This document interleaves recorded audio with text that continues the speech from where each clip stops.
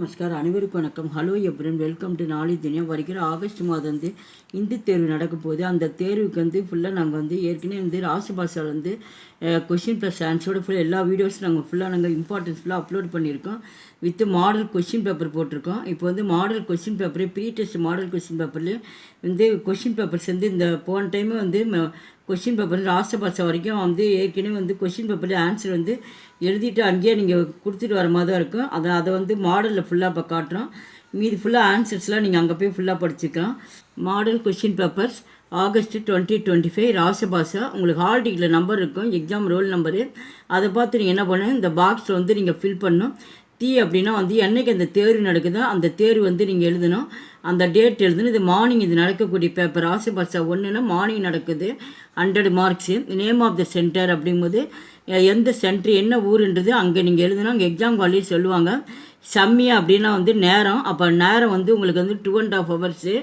அப்போ 10 to 12:30 வரைக்கும் உங்களுக்கு தேர்வு நடக்கும். 2.5 ஹவர்ஸு கண்டே அப்படின்னா ஹவர்ஸ் நடத்து 2.5 மணி நேரம் தேர்வு நடக்கும். அப்போ நேம் ஆஃப் த ஸ்டூடெண்ட் அப்படிங்கும்போது உங்கள் நேம் நீங்கள் இந்த இடத்துல நீங்கள் எழுதணும். சிக்னேச்சர் ஆஃப் த ஸ்டூடெண்ட் அப்படிங்கும்போது உங்கள் சிக்னேச்சர் இந்த இடத்துல நீங்கள் எழுதணும். அவ்வளோதான். இது மொத்த மார்க் என்ன எடுத்திருக்கீங்களோ அதை எக்ஸாம் வேல்யூவேஷன் பண்ணுறவங்க அந்த இடத்துல மார்க் போடுவாங்க.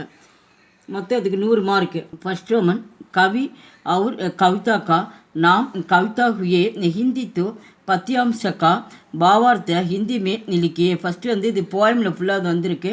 இது பத்தியம் கவிதா அப்படின்னா போயமு. இந்த போயமில் ஃபுல்லாக அது கொடுத்துருக்காங்க. அந்த போயம் கொடுத்துருக்காங்க. இதிலேருந்து நீங்கள் விளக்கம் ஃபுல்லாக குறிப்பு விளக்கமும் எழுதுறீங்க. மொத்தம் அதுக்கு மார்க் 8 மார்க்கு. 5 கொடுத்துருக்காங்க, 2 மட்டும் எழுதுங்க. ஒன்றுக்கு 4 மார்க்கு.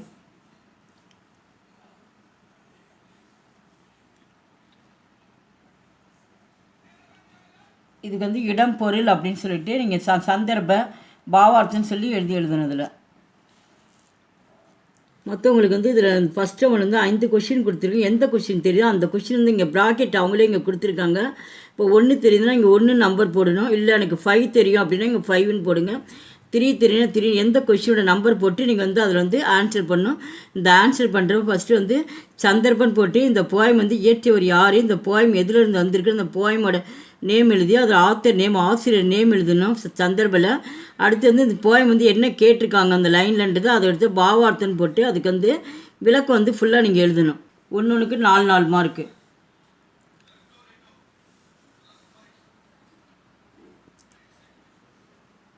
सेकंड रोमन कवि का नाम बताते हुए किसी एक कविता का सारांश लिखिए.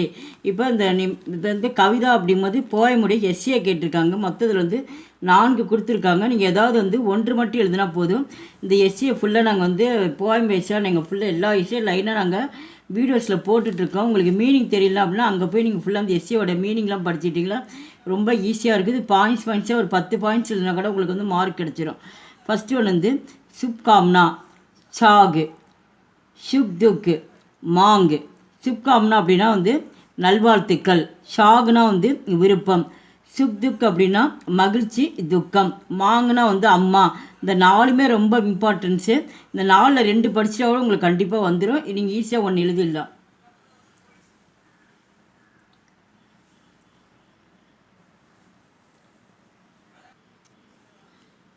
थर्ड रोमन किन्हीं 2 दोहों का कंटेस्ट रूप जियोन का दियोन लिखिए. இந்த கண்டெஸ்ட் அப்படின்றது தோகையை கொடுத்துருக்காங்க. மொத்தத்தில் 4 கொடுத்துருக்காங்க. இங்கே தோகை அப்படின்னா 2 தோகையை மட்டும் எழுத சொல்லியிருக்காங்க. ஒன்றுக்கு 2 மார்க்கு. இங்கே பாருங்கள் ஆரம்பத்திலே கொடுத்துருக்காங்க. ரூக்கி சூக்கி அப்படின்னு இங்கே கொடுத்துருக்காங்க. இங்கே ஆரம்பித்து இங்கே லால்சாவே ஜீவ் அப்படின்ட்டு இங்கே இருக்குது. முடிவு கொடுத்தவங்க ஆரம்பமும் முடிவு இருக்குது. இது அது ஃபுல்லாக நீங்கள் அப்படியே எழுதணும். இதுக்கு 2 மார்க். இது எது தெரியுமோ அதை நீங்கள் எழுதுங்க. செகண்டு பாருங்கள் பான்சி பகார் அப்படின்னு கொடுத்துருக்காங்க. லாஸ்ட் கைசே ஹோய் அப்படின்னு கொடுத்துருக்காங்க. அந்த ஆரம்பம் முடிவு இருக்குது. இதை வச்சு நீங்கள் அட்டன் பண்ணால் போதும். 2 மார்க்கு. 4மே ரொம்ப ஈஸி. 4க்குமே நான் தமிழில் மீனிங் ஃபுல்லாக எக்ஸ்பிளைன் பண்ணிக்கிறேன் தோகையில். அங்கே போய் நீங்கள் பார்த்தீங்களா தெரியும். फोर्थ रोमन किनकी 3 का भावार्थ हिंदी में लिखिए. இது ஃபுல்லாக இங்கே போயமத்தோட தோகையில் கொடுத்துருக்காங்க ஃபுல்லாக. இதில் நீங்கள் என்ன பண்ணி ஏதாவது தீன் மட்டும் எழுத சொல்லியிருக்காங்க. 3 மட்டும் எழுதுங்க. 3க்கு மட்டும் விளக்கம் எழுத சொல்லியிருக்காங்க. மொத்தம் வந்து அவங்க வந்து 6 கொடுத்துருக்காங்க. நீங்கள் எழுதுறது வந்து 3க்கு மட்டும் எழுது. ஒன்றுக்கு வந்து 3 மார்க்ஸு.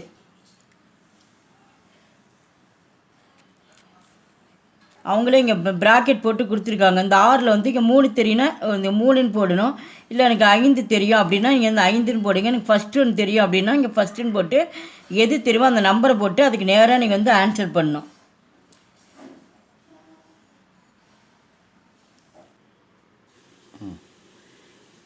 ஃபிஃப்த்து ரோமன் கிண்கி 5 का अर्थ हिंदी में लिखिए. இங்கே வந்து அர்த்தம் இந்த பொருளுக்கு ஒரு மீனிங் எழுதி சொல்லியிருக்காங்க.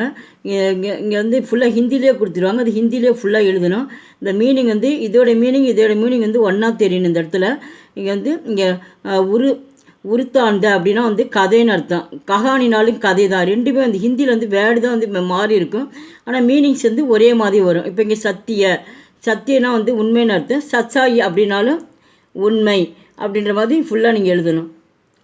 இதில் வந்து மொத்தம் வந்து டோட்டலாக வந்து அவங்க வந்து 10 கொடுத்துருக்காங்க. நீங்கள் வந்து 5 மட்டும் எழுத சொல்லியிருக்காங்க. 5 का अर्थ 5 மட்டும் எழுதுங்க. ஒன்றுக்கு வந்து ஒவ்வொரு மார்க்கு. எங்கள் வீடியோக்கு லைக் பண்ணுங்கள், ஷேர் பண்ணுங்கள். எங்கள் சேனல் ஃபஸ்ட்டு வந்து மறக்காமல் சப்ஸ்கிரைப் பண்ணி. நன்றி, தன்யவாத்.